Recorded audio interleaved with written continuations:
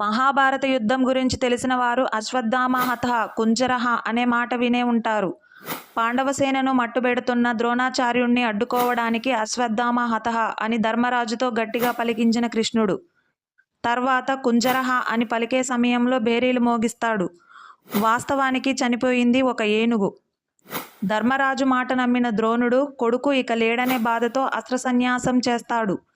ఇదే అదునుగా దృష్టద్యుమ్నుడు ద్రోణాచార్యుణ్ణి హతమొందిస్తాడు.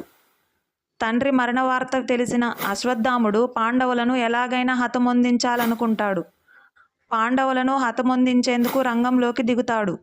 దొరికిన వారిని దొరికినట్లు హతమారుస్తాడు. యుద్ధంలో అర్జునుడు, కర్ణుడి తర్వాత ఎక్కువ మందిని హతమొందించింది అశ్వత్థాముడే.